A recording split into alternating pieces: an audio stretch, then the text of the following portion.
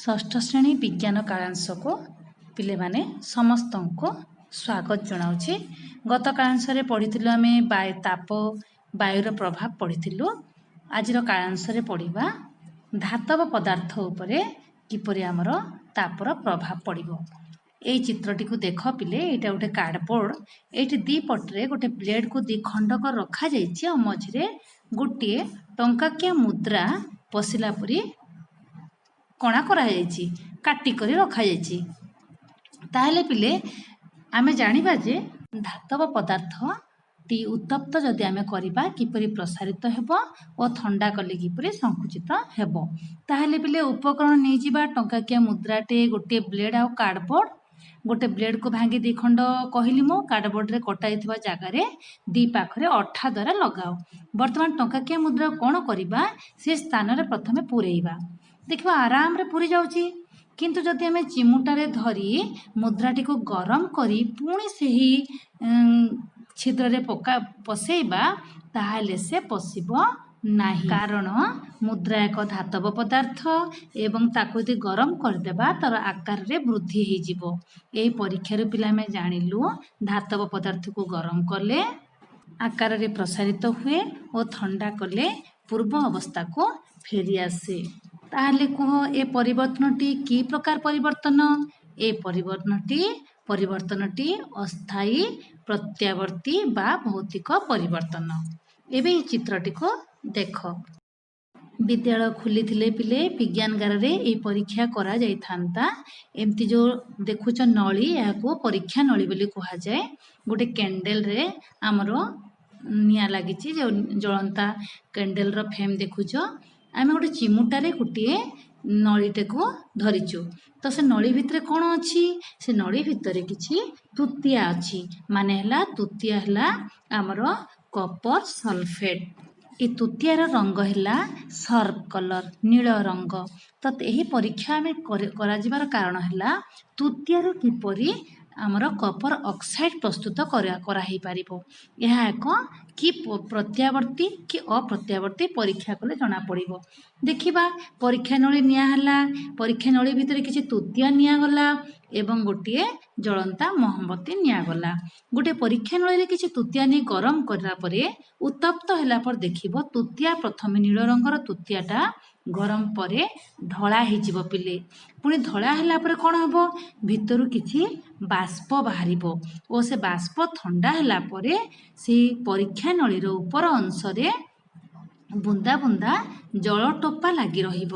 ଏଇ ଯେଉଁ ଚିତ୍ର ଦେଖୁଛ, ଦେଖ ପରୀକ୍ଷା ନଳୀର ଉପରେ ଜଳ ବୁନ୍ଦା ବୁନ୍ଦା ଲାଗିଛି ଓ ପରୀକ୍ଷା ନଳୀର ଉପରେ କିଛି ବାଷ୍ପ ମଧ୍ୟ ବାହାରୁଛି।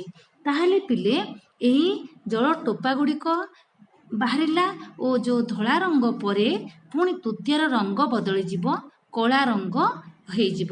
ଏହି କଳା ରଙ୍ଗଟି ହେଲା ଏକ ନୂତନ ପଦାର୍ଥ। ନୀଳ ରଙ୍ଗରୁ କଳା ରଙ୍ଗରେ ପରିବର୍ତ୍ତନ ହେଲା। ଏହି ନୂତନ ପଦାର୍ଥର ନାମ ପିଲେ, ତାର ନାମ ହେଲା କପର ଅକ୍ସାଇଡ୍। ତାହେଲେ ପିଲେ ଏହା କ'ଣ ଫେରି ପାଇବ କି ଆଉ ଥରେ? ଏହା ଆଉ ଫେରି ପାଇବା ନାହିଁ।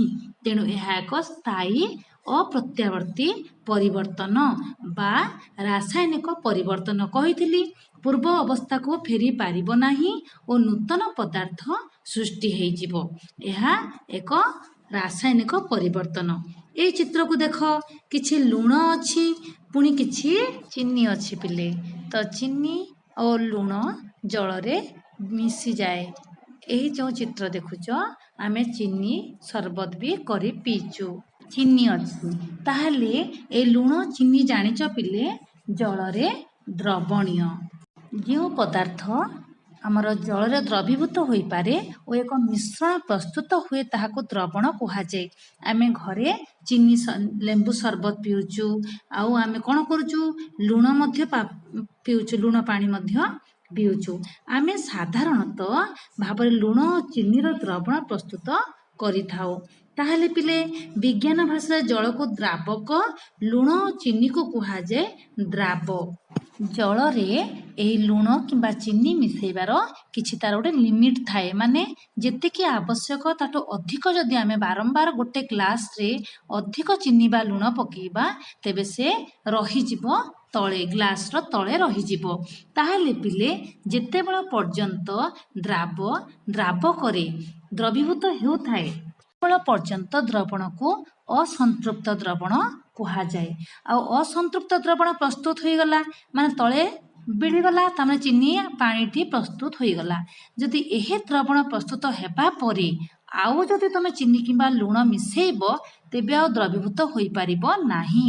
ସେହି ଦ୍ରବଣକୁ କୁହାଗଲା ସନ୍ତୃପ୍ତ ଦ୍ରବଣ। ଅର୍ଥାତ୍ ଯେଉଁ ଦ୍ରବଣ ଅଧିକ ଦ୍ରବୀଭୂତ କରିପାରିବ ନାହିଁ ସେହି ଦ୍ରବଣକୁ କୁହାଯାଏ ସନ୍ତୃପ୍ତ ଦ୍ରବଣ। ପିଲାମାନେ ଚିନି ଶିରା କରିବାଟା ଘରେ ଦେଖିଥିବ, ମା ଯେତେବେଳେ ପିଠା କରନ୍ତି କିଛି ଯଦି ମୁଢ଼ି କିମ୍ବା କିଛି ପାଗନ୍ତି ତାହେଲେ କରେଇରେ କିଛି ଚିନି ପକେଇବେ, ତାକୁ ଘାଣ୍ଟିବେ, ପୁଣି ଯେତେବେଳେ ହୋଇସାରିବ ଥଣ୍ଡା ହେଇଯିବ ଦେଖିବ ତଳେ କିଛି ଚିନି ରହିଯାଏ। ଠିକ୍ ସେହିପରି ଏହି ତମର ସନ୍ତୃପ୍ତ ଦ୍ରବଣକୁ ଯଦି ଆମେ ତାପ ଦେବା ଅର୍ଥାତ୍ ଗରମ କରିବା ତେବେ ମଧ୍ୟ କିଛି ଅର୍ଥାତ୍ କିଛି ଚିନି ଦ୍ରବୀଭୂତ ହୋଇଯାଏ, ମାନେ ଶିରା ହେଇଯାଏ। ଜାଣିଛ ତମେ ଶିରା କରିବାଟା, ଏହାକୁ କୁହାଯାଏ ଅତି ସନ୍ତୃପ୍ତ ଦ୍ରବଣ। ଯଦି ପରୀକ୍ଷାରେ ପଡ଼ିବ ପିଲେ ଦ୍ରବଣୀୟତା ଉପରେ ତାପର ପ୍ରଭାବ କିପରି ପଡ଼େ ତାହେଲେ ଏହି ଅତି ସନ୍ତୃପ୍ତ ଦ୍ରବଣକୁ ତମେ ଭଲ ଭାବରେ ଲେଖିଦେଇ ପାରିବ। ତାପର ପ୍ରଭାବରେ ଦ୍ରବଣୀୟତା କ'ଣ ହୋଇଯାଏ, ବଢ଼ିଯାଏ। ଆଉ ଥଣ୍ଡା କଲେ ତାପ କମାଇ ଦେଲେ ଦ୍ରବଣୀୟତା କମିଯାଏ। ମାନେ କ'ଣ, ଚିନିଟା ମନେକର ଘାଣ୍ଟି ଦେଲ ଚୁଲିରେ, ପୁଣି ଯଦି ପାଣି ହେଇଥିବ ଚିନି ଶିରା ତଳକୁ ଓହ୍ଲେଇ ଦେଲେ ପୁଣି ଚିନି ପୁଣି ହେଇଯିବ। ଏହାକୁ କୁହାଯାଏ ଅତି ସନ୍ତୃପ୍ତ ଦ୍ରବଣ। ଆଉ ଏକ ପରୀକ୍ଷା କରିବା। ଗୋଟେ ଷ୍ଟିଲ୍ ଚାମଚରେ ଅଳ୍ପ ଚିନି ନେଇ ଗରମ କର। ଚିନି ପ୍ରଥମେ କ'ଣ ହେଇଯିବ, ଗରମ କଲେ ଚିନି ଦେଖିବ ଯେତେବେଳେ ଆମର ଘରେ କରନ୍ତି ବି ଦେଖିଥିବ ପ୍ରଥମେ ହଳଦିଆ ହେଇଯିବ, ତାପରେ ଧୀରେ ଧୀରେ ଧୀରେ ବାଦାମୀ ହେଇ ଶେଷରେ ଚିନିଟି ପୋଡ଼ିଯିବ। ଚିନି ପୋଡ଼ିଗଲେ ତାର ରଙ୍ଗ ହେଇଯିବ କଳା। ଆଚ୍ଛା ପିଲେ ସେ କଳା ରଙ୍ଗ କ'ଣ ଆଉ ଥରେ କ'ଣ ଧଳା ରଙ୍ଗ ହେବ କି ଚିନି ପୋଡ଼ିଗଲେ? ହେବ ନାହିଁ। ତେଣୁ ଏହା ଏକ ରାସାୟନିକ ପରିବର୍ତ୍ତନ। ଏ ଯେଉଁ ନୂଆ ଜିନିଷଟି ପ୍ରସ୍ତୁତ ହେଲା, ମା ଆମକୁ ମିଳିଲା ସେ ଯେଉଁ କଳା ରଙ୍ଗର ଚିନି, ତାହା ଏକ ନୂତନ ପଦାର୍ଥ। ତାହେଲେ ଏହି ନୂତନ ପଦାର୍ଥର ନାମ କ'ଣ ଦିଆଯାଇଛି? ଚିନି ଅଙ୍ଗାର। ଏହା ଏକ ସ୍ଥାୟୀ ଓ ଅପ୍ରତ୍ୟାବର୍ତ୍ତୀ ପରିବର୍ତ୍ତନ। ଏହିପରି ଅନେକ ପରୀକ୍ଷା ଅଛି ପିଲେ ଯାହାକି ଆମର ନିତିଦିନିଆ ଜୀବନରେ ଅନୁଭବ କରିଥାଉ। ଧନ୍ୟବାଦ।